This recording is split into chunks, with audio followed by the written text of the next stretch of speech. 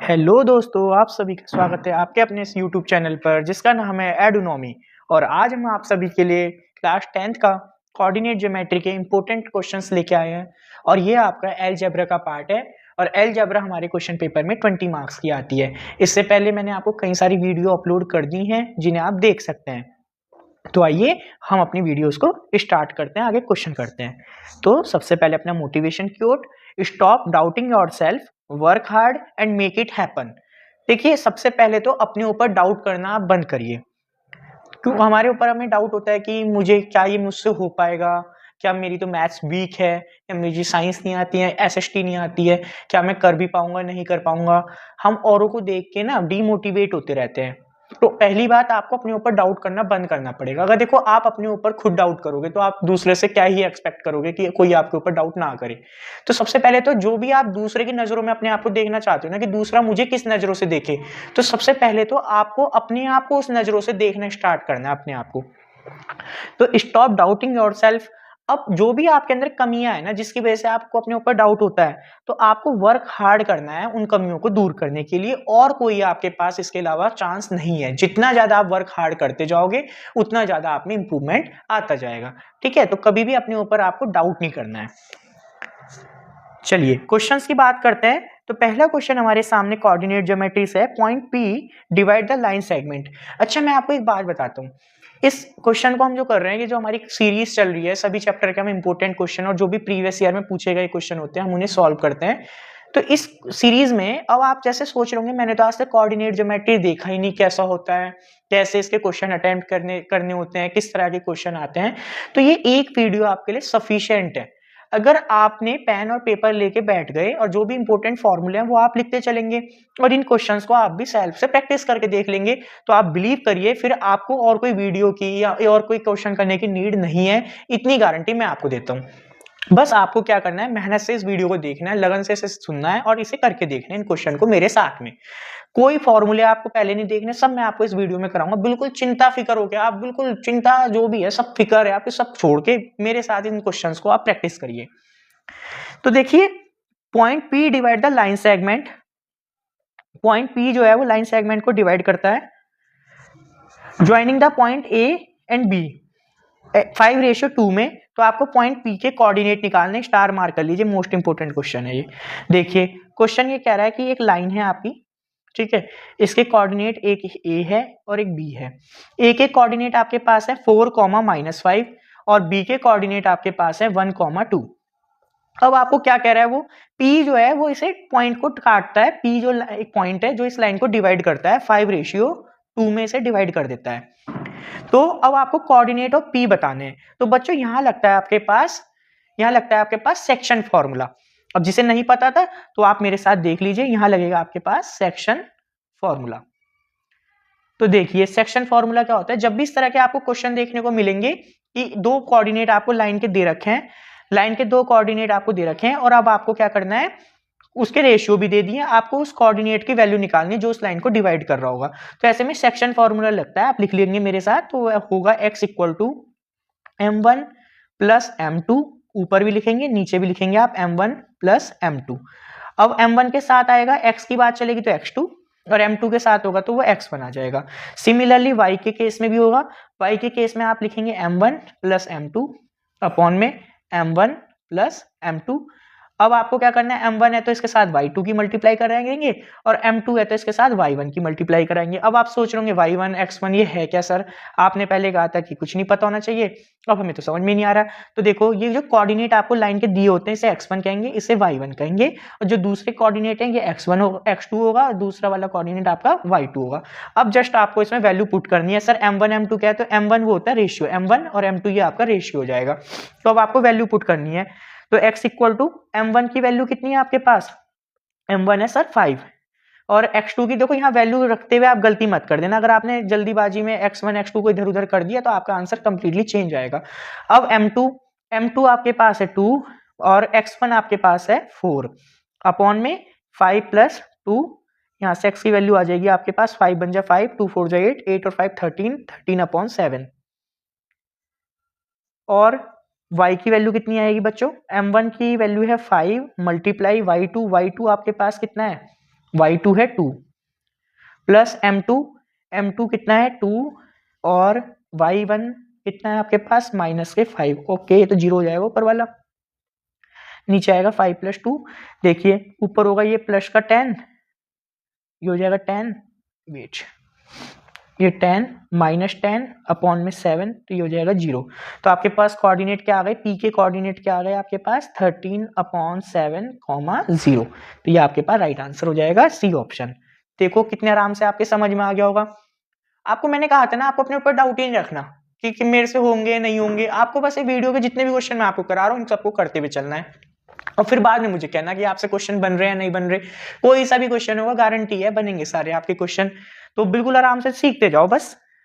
Next question देखिए, next question कह रहा है find the type of the triangle. अब देखो नया कंसेप्ट आपको यहां से सीखने को मिल जाएगा इस क्वेश्चन से। Find the type of the triangle ABC from whose vertices आपको गिवन है, ए बी सी वर्टिसेस आपको दी हुई है। तो पहले तो एक ट्रायंगल बनाते हैं, तो ट्रायंगल बनाएंगे, तो ट्रायंगल यहां से ट्रायंगल आ जाएगा। देखिए मैंने एक ट्रायंगल बनाया, अब इसके कोऑर्डिनेट है ए बी सी। अब ए के कोऑर्डिनेट आपके पास है 1,0, बी के कोऑर्डिनेट है -5,0 और सी के कोऑर्डिनेट है आपके पास -2,5। अब आपको क्या बताना है, टाइप ऑफ ट्रायंगल। या टाइप ऑफ ट्रायंगल में अगर देखो कोई भी दो साइड इक्वल आती हैं तो आप कहोगे आइसोसेलेस ट्रायंगल है। अगर तीनों साइड इक्वल हो गई तो ये आपका इक्विलेटरल ट्रायंगल है। और सपोज करो कि ये तीनों के तीनों ही अनइक्वल हैं, तीनों अलग अलग साइड हैं, तो आप क्या होगे, ये स्केलिन ट्रायंगल है। ठीक है, तो इस क्वेश्चन को करेंगे। सर अब हमें साइड कैसे पता चलेगी इक्वल है नहीं, तो हमें क्या करना पड़ेगा, इसकी डिस्टेंस निकालनी पड़ेगी। तो यहाँ डिस्टेंस फॉर्मूला लगेगा। अभी आपने पीछे सीखा मिड सेक्शन सेक्शन फॉर्मूला, यहाँ आप सीखेंगे डिस्टेंस फॉर्मूला। तो डिस्टेंस का फॉर्मूला होता है d√x2 - x1 का स्क्वायर प्लस y2 - y1 का स्क्वायर। ये होता है इतना सा फॉर्मूला आपके पास distance formula. Now you just need to put the value of x1 x2। तो अगर मैं साइड ए बी की बात करूंगा, देखो मैं अब ए बी में फॉर्मूला लगाऊंगा, तो ए बी की बात करेंगे तो अब देखो x1 x2 क्या होंगे सर, अरे इसे x1 मान लो, इसे y1 मान लो, इसे x2 मान लो, इसे y2 मान लो, कुछ भी मान लो ऊपर नीचे। तो अब आपके पास क्या होगा, यहाँ से ये x1 है, ये ये होगा x2, ये होगा आपके पास y2। तो आपको वैल्यू पुट करनी है।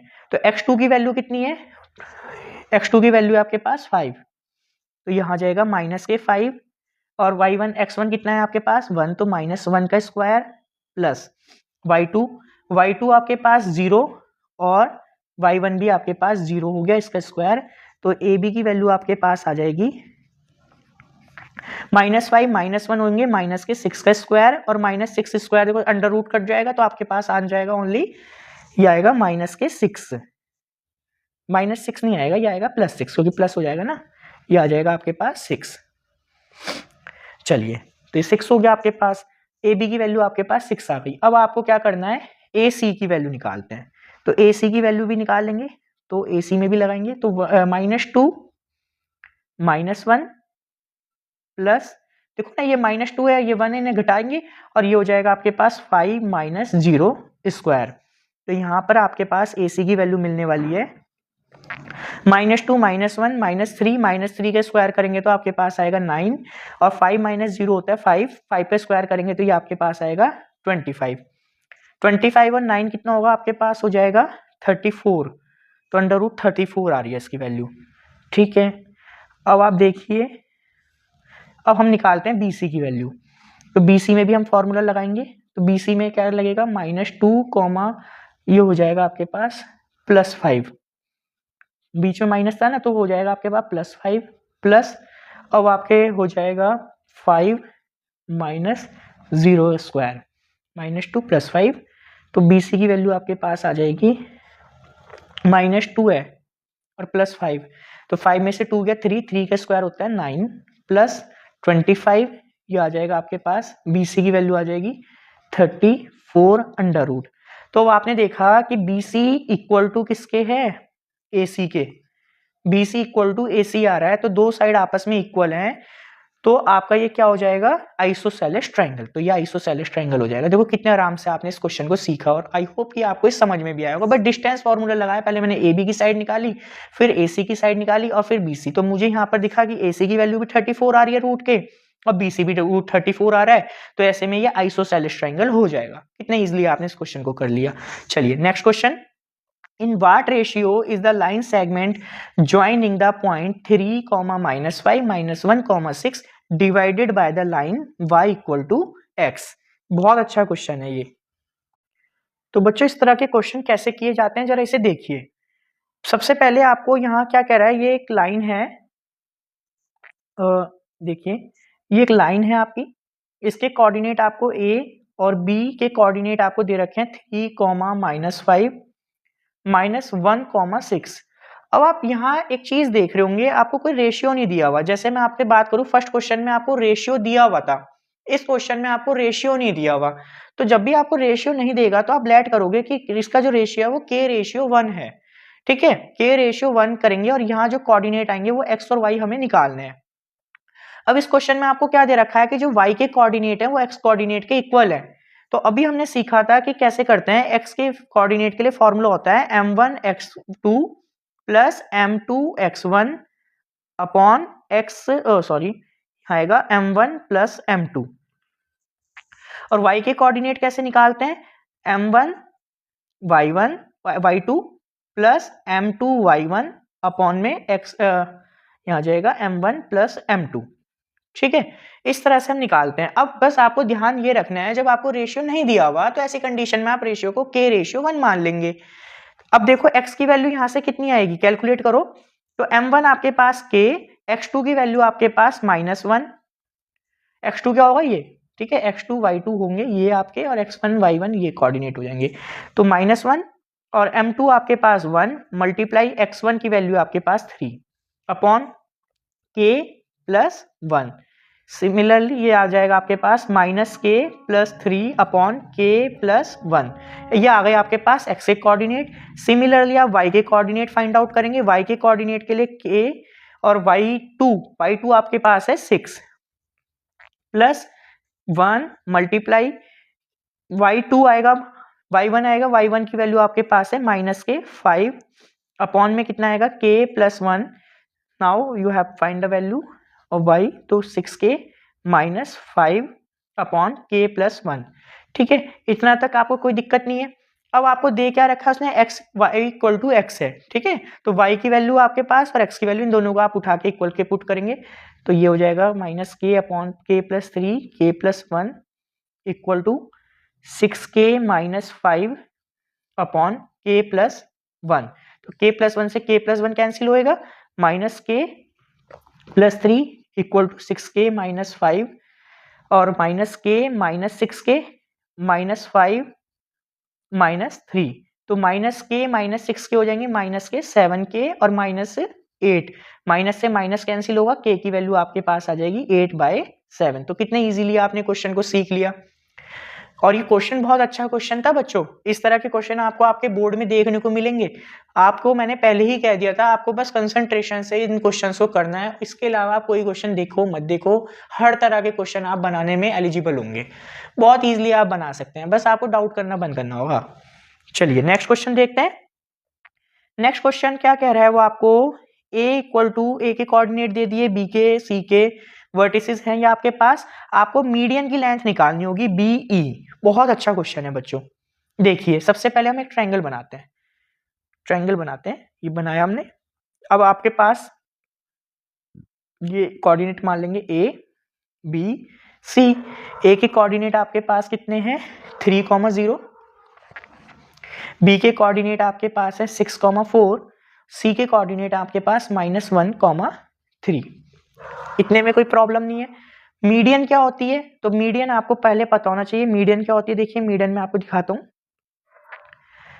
मीडियन होती है आपकी बच्चों, लाइन कहाँ है इसमें, ठीक है, देखिए अगर मैं यहां से एक लाइन ड्रॉ करता हूं, मीडियन आपकी क्या करती है, ये नहीं होगा, हाँ तो ये मान लेते हैं, ये 1 मिनट, ये आपके ई कोऑर्डिनेट है, ई। तो मीडियन का काम क्या होता है कि बी ई, मीडियन जो होगी वो बी ई इक्वल टू कर देगी से ई सी, दोनों को इक्वल इक्वल पार्ट में से डिस्ट्रीब्यूट कर देगी, डिवाइड कर देगी। तो अब आपको क्या करना है, बी ई की लेंथ निकालनी है। तो अभी मैंने आपको बताया कि जो मीडियन होती है वो दो इक्वल पार्ट में किसी भी ट्राइंगल की साइड को डिवाइड करती है। तो आपको length of its median, B E की लेंथ आपको बतानी है। तो एक काम करो, आप इस क्वेश्चन को इस तरह से ना करके ना, एक मिनट रुको आप, बी ई आपकी मीडियन है तो बी पे नहीं आएगी, वो बी से जाएगी। तो देखो बी ई, तो बी ई इस तरह से आपकी एक मीडियन होगी, मीडियन जो होगी वो आपकी बी ई है, इसे आप ई मानेंगे, यहां पर आप ई मान लो, ये ई हो गया आपका।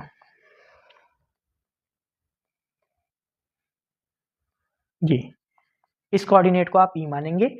अब आपको बी ई की लेंथ निकालनी है, तो ये जो होगा ये दो इक्वल पार्ट में डिस्ट्रीब्यूट हो जाएगी।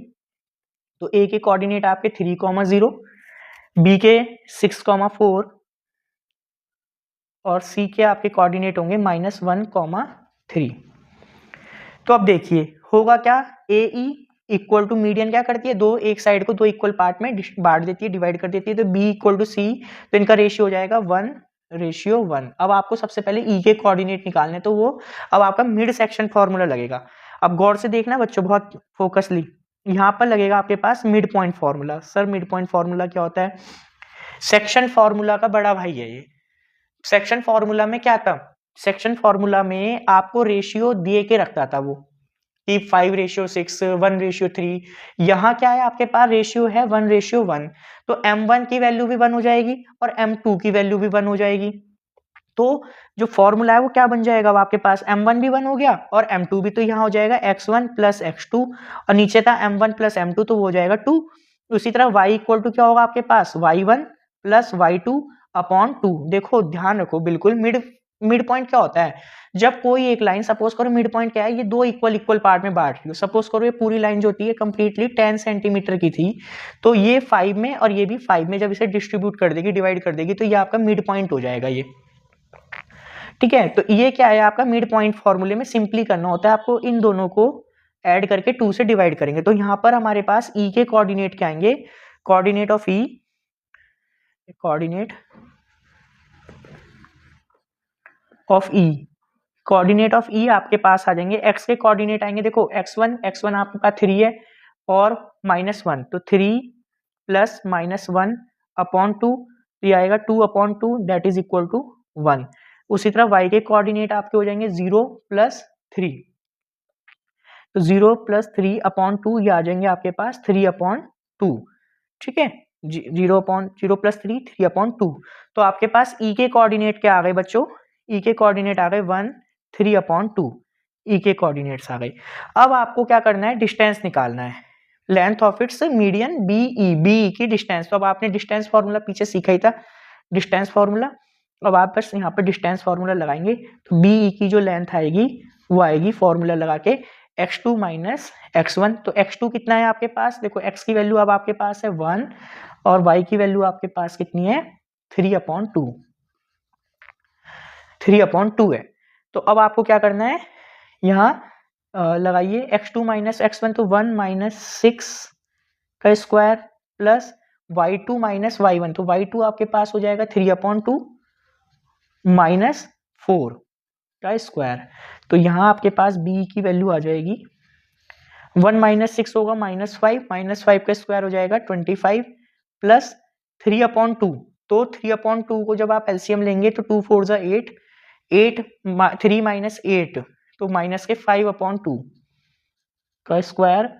यहाँ आपके पास b की वैल्यू आ जाएगी 25 प्लस 5 का हो गया 25/4। तो जब आप इसे सॉल्व करेंगे तो ये आएगा 100 प्लस 25, तो 125/4। और आप इसे सब सॉल्व करेंगे तो 125 अंडर रूट में 125 तो किसी का नहीं होगा, तो यहाँ आ जाएगा आपके पास नीचे 2, और 125 को हम लिख सकते हैं 5√5/2। तो ये आपके पास b की लेंथ आ गई, यूनिट में आएगी। ठीक है, ये जो लेंथ होती है आपके पास यूनिट में आ जाएगी। तो कितने इजीली आपने यहाँ पर मिड पॉइंट फॉर्मूला भी सीख लिया, ट्राइंगल का आपने मीडियन वाला कॉन्सेप्ट भी सीख लिया, कितनी इजीली आपने इस क्वेश्चन को कर लिया। चलिए नेक्स्ट क्वेश्चन, नेक्स्ट क्वेश्चन कह रहा है P Q is a diameter of a circle with centre O, if the coordinate of the P are then the coordinate of Q. तो एक क्वेश्चन भी आपका उसी पहले वाले कॉन्सेप्ट के बेस पे ही है ये। देखिए इस तरह के क्वेश्चन कैसे करते हैं। सबसे पहले तो आप एक ट्रायंगल सर्कल बनाएंगे बीच मूव कराना है ना, हमें मूव कहाँ से हुआ ये लीजिए। अब देखिए अब इसका हमें बनाना है डायमीटर, तो डायमीटर आप बनाएंगे, ये लीजिए आपने डायमीटर भी बना दिया। अब आप कह रहे हैं पी क्यू इसका डायमीटर है, तो ये पी हो गया, ये क्यू हो गया, और ओ इसका सेंटर है, तो लीजिए ओ इसका सेंटर हो गया। ओ के कोऑर्डिनेट भी दे रखे हैं आपको और पी के कोऑर्डिनेट भी। तो पी के कोऑर्डिनेट है -4,5, ओ के कोऑर्डिनेट आपके पास है 2,-4, क्यू के कोऑर्डिनेट अब आपको निकालने हैं।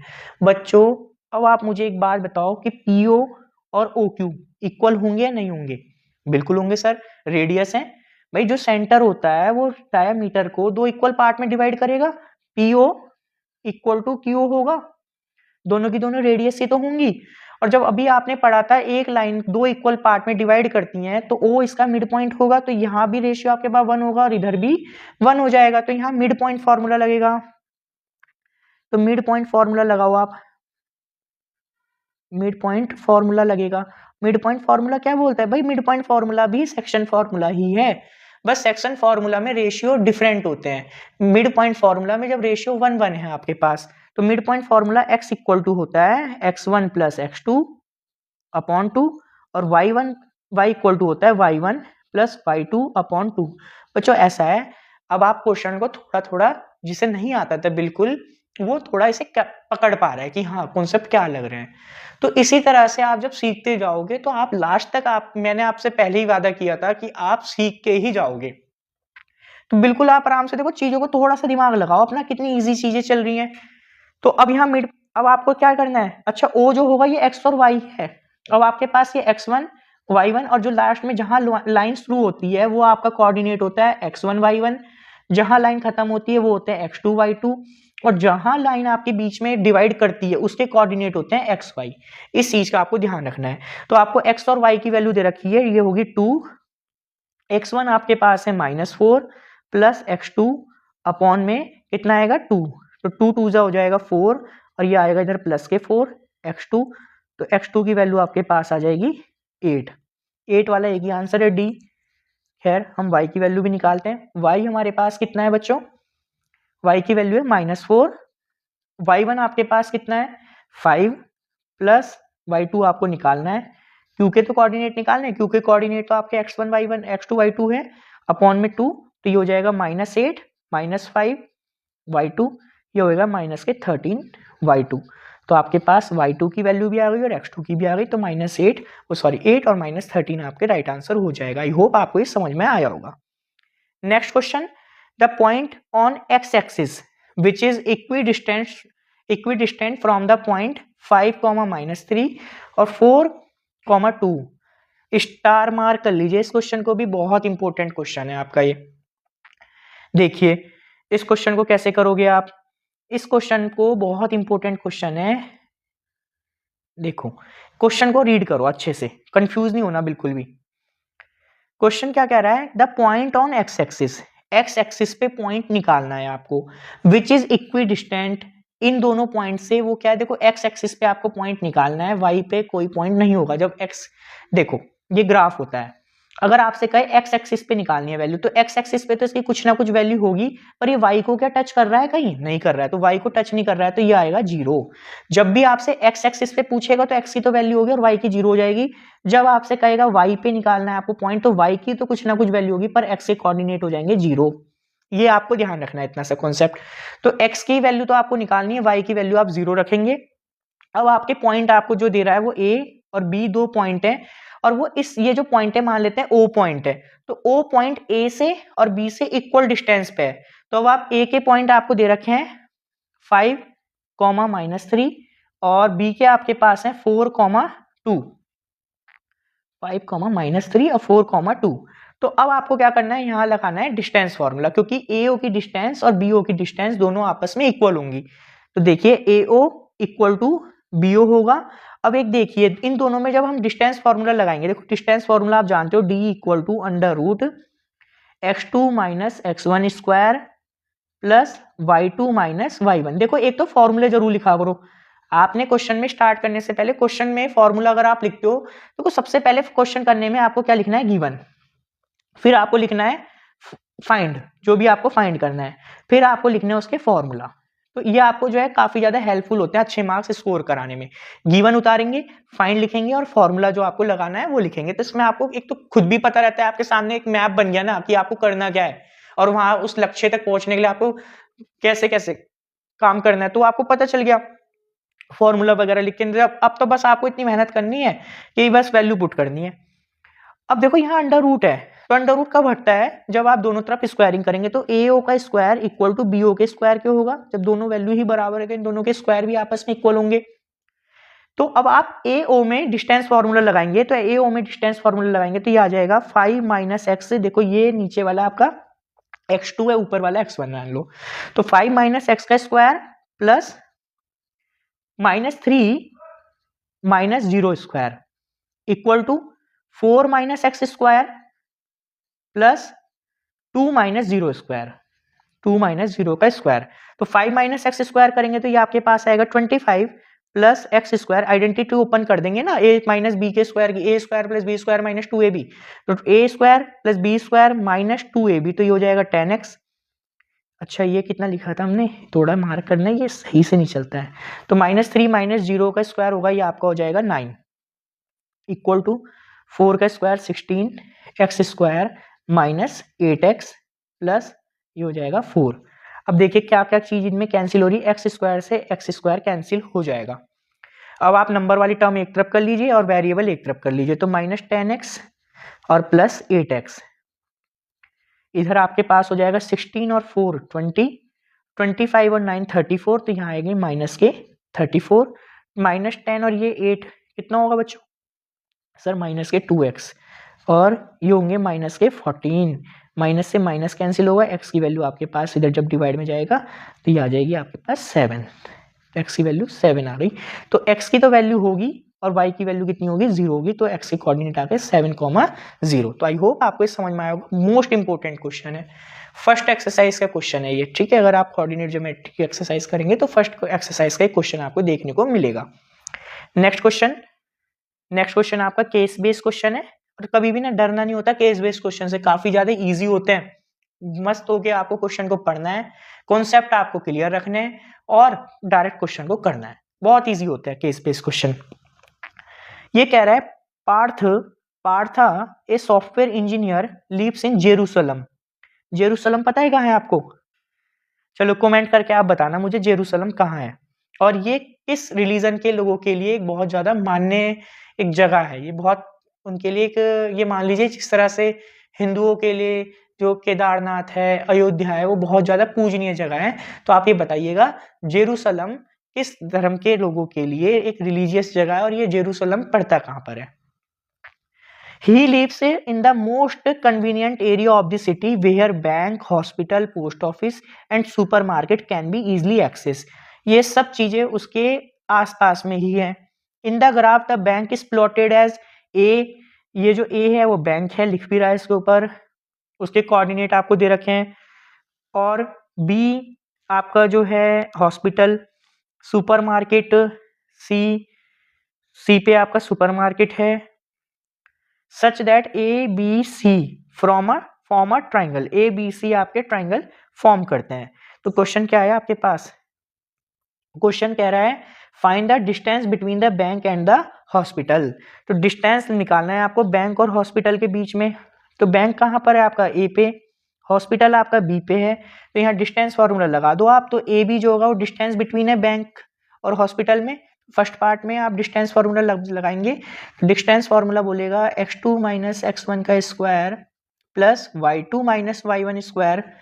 तो अब आपको बस वैल्यू पुट करनी है इसमें, और क्या करना है। तो x2 की वैल्यू कितनी है, अगर आप इसे x1 y1 मानेंगे तो ये x2 y2 हो जाएंगे, तो अब आपको क्या करना है, x2 की वैल्यू, x2 है आपका -3 और x1 है आपका -9 प्लस y2 आपके पास, देखो साइन का थोड़ा सा ध्यान रखना, y2 है आपका -1 और y1 आपके पास कितना है -5 है ना, तो माइनस के हो जाएंगे, बीच में माइनस के तो साइन है, तो यहाँ आपके पास आ जाएगा -3 -9 that is equal to -12, -12 square is 144, okay, -1 -3 और -5 है ये, एक मिनट, y1 आपके, हाँ -1 -5, तो ये हो जाएंगे -6 स्क्वायर इज 36, तो नाउ 144 एंड 36 कितना हो जाएगा 180 अंडर रूट, तो 180 को आप क्या लिख सकते हैं, 180 को हम लिख सकते हैं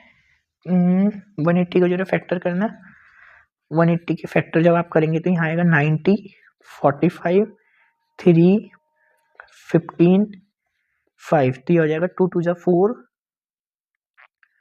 4 और 9 45, नहीं 2 2 4 2 और 3 6 रूट 5 यूनिट, तो इनके बीच की जो डिस्टेंस आ गई, हॉस्पिटल और बैंक के बीच की जो डिस्टेंस आ गई वो 6 रूट 5 यूनिट आपके पास आ गई। नेक्स्ट चलिए अब देखते हैं सेकंड क्वेश्चन में क्या कह रहा है आपसे, in between bank and supermarket there is a post office plotted at E which is their mid point, bank और सुपरमार्केट के बीच में एक पोस्ट ऑफिस है जिसके कोऑर्डिनेट हैं आपके ई से आपको दिखाया गया है, और ये कह रहे हैं बैंक और सुपरमार्केट के जस्ट बीच में है और वो उसका मिड पॉइंट है, ई जो है मिड पॉइंट है, तो आपको ई के मिड पॉइंट के कोऑर्डिनेट निकालने होंगे, ई के कोऑर्डिनेट, तो अभी मैंने आपको सिखाया था ना मिड पॉइंट फार्मूला आपको साफ, देखो क्वेश्चन डायरेक्ट सामने, कोई आपको मेहनत नहीं करनी, कुछ नहीं करना, डायरेक्ट कह रहा हूँ मिड पॉइंट है, ई जो है वो मिड पॉइंट है आपका पोस्ट ऑफिस किसका, ए और सी के बीच में है, तो अगर मैं बात करूं इधर भी रेशियो 1 हो जाएगा, इधर भी 1 हो जाएगा आपका रेशियो, ई जो है मिड पॉइंट है, तो ए ई आपस में होंगे इक्वल, किसके हो जाएगा, ए ई इक्वल टू हो जाएगा ई सी के, ए ई और ई सी आपस में इक्वल होंगे, तो बच्चों अब क्या करोगे आपको ई के कोऑर्डिनेट निकालने, तो x हम मानेंगे ई के कोऑर्डिनेट को x, y मान लेंगे, तो x के वैल्यू कितनी होगी x1 प्लस x2 अपॉन 2, और इसी तरह y की वैल्यू भी होगी y1 प्लस y2 अपॉन 2, तो x की वैल्यू आपके पास कितनी आएगी यहां से 9 प्लस 5 अपॉन 2, और x की वैल्यू आपके पास आ जाएगी 14 upon 2 that is equal to 7, और इसी तरह y की वैल्यू आपके पास कितनी है देखिए 5 और -5, तो 5 -5 upon 2 that is equal to 0, तो आपके पास पोस्ट ऑफिस के कोऑर्डिनेट कितने आ गए 7,0, तो इस तरह से आपने सेकंड पार्ट भी कर लिया कितनी इजीली। अब थर्ड पार्ट में आपसे क्या कह रहे हैं, in between hospital and supermarket, hospital और सुपरमार्केट के बीच में there is a bus stop plotted D which is their mid point, और जो ये बस स्टॉप है ये हॉस्पिटल और सुपरमार्केट के बिल्कुल बीच में सेंटर में लाई करता है और वो डी इसके मिड पॉइंट है।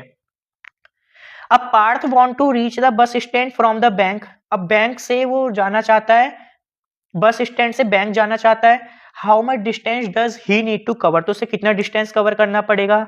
सबसे पहले तो आप देखिए बी पे आपका पोस्ट हॉस्पिटल है और सी पे आपका सुपरमार्केट है, जस्ट इसके बीचों बीच आपका डी बस स्टैंड है, तो आपको सबसे पहले तो इसने बता ही दिया है कि B D equal to D C है क्योंकि डी इसका मिड पॉइंट है, तो मिड पॉइंट फॉर्मूले से डी के कोऑर्डिनेट हम बड़े आराम से निकाल लेंगे। अब जब डी के कोऑर्डिनेट आपके पास आ जाएंगे तो अब आपसे पूछ रहा है ना बस स्टैंड से डायरेक्ट वो जाना चाहता है बैंक, तो फिर आपके पास डी के कोऑर्डिनेट भी है, आपके पास ए के कोऑर्डिनेट भी ना हो तो आप क्या कर सकते हैं डिस्टेंस निकाल सकते हैं बस स्टैंड से बैंक की। तो आइए सबसे पहले हम क्या करते हैं बी के बस स्टैंड के कोऑर्डिनेट फाइंड आउट करते हैं। तो देखिए बस स्टैंड के कोऑर्डिनेट फाइंड आउट करेंगे तो हमें पता है बस स्टैंड के कोऑर्डिनेट के लिए बी डी इक्वल टू हो जाएगा डीसी, है ना, देखो B D equal to DC होगा, तो अब आपको डी के कोऑर्डिनेट निकालने, डी इसका मिड पॉइंट है, तो एक्स डी के कोऑर्डिनेट हम मान लेंगे एक्स कॉमा वाई, एक्स की वैल्यू होगी x1 plus x2 upon 2, y की वैल्यू होगी y1 प्लस y2 अपॉन 2, और x की वैल्यू आपके पास आ जाएगी, x की वैल्यू आएगी आपके पास -3 प्लस 5, -3 प्लस 5 अपॉन 2, और ये आ जाएगी x की वैल्यू आपके पास 1, उसी तरह y की वैल्यू 5 -1 प्लस -5 -1 -5 अपॉन 2, तो y की वैल्यू आपके पास आ जाएगी -6 upon 2 that is equal to -3। तो d के कोऑर्डिनेट आपके पास आ गए 1, -3, मतलब आपके पास d के कोऑर्डिनेट आ गए। अब आपको बस स्टैंड के कोऑर्डिनेट पता है, बैंक के कोऑर्डिनेट पता है, अब आपको इनके बीच की डिस्टेंस निकालनी है, तो a और d की डिस्टेंस निकालेंगे। तो AD में डिस्टेंस फॉर्मूला लगाएंगे आप, तो आपके पास आएगा x2 - x1 square plus y2 - y1 square. तो AD की वैल्यू आपके पास आ जाएगी x2 - x1 x2। तो एक काम करते हैं, बस स्टैंड के कोऑर्डिनेट लिखते हैं। बस स्टैंड के कोऑर्डिनेट है आपके पास 1, -3, 1, -3। तो हम क्या करेंगे, x2 हम 1 को मान लेते हैं, 9 को हम x1 y1 मान लेंगे इधर।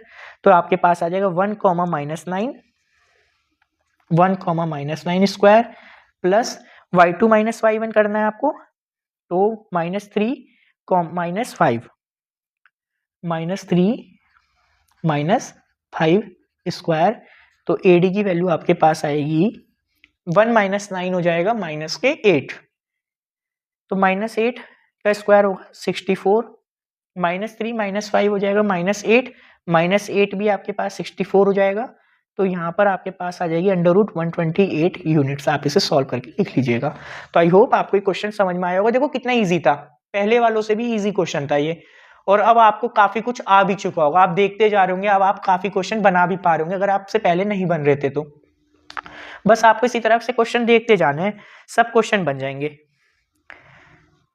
2 वाटर टैप हो, ये इसका क्वेश्चन नहीं है आपका, ये वाले क्वेश्चन मैं आपको कराऊंगा, क्वाड्रेटिक इक्वेशन है, क्वाड्रेटिक इक्वेशन का क्वेश्चन है ये। नेक्स्ट, बहुत बढ़िया क्वेश्चन है ये, इस तरह का क्वेश्चन मैंने आपको भी कराया था। ये कह रहा है show that the point -3, -3, 3, 3 -3 under root, ये आपके कोऑर्डिनेट्स गिवन है। तो आपको ये प्रूव इसमें करना है कि ये इक्विलेटरल ट्रायंगल की वर्टिसेस हैं। तो देखिए, सबसे पहले हम एक काम करते हैं, ट्रायंगल बनाते हैं। तो अगर हम ट्रायंगल बनाते हैं, लेट हमने एक ट्रायंगल बनाया, इसका हम साइड का नाम देते हैं A B C। तो A के कोऑर्डिनेट आपके पास हैं -3, -3, B के कोऑर्डिनेट आपके पास हैं 3, 3 एंड C के कोऑर्डिनेट हमारे पास हैं -√3,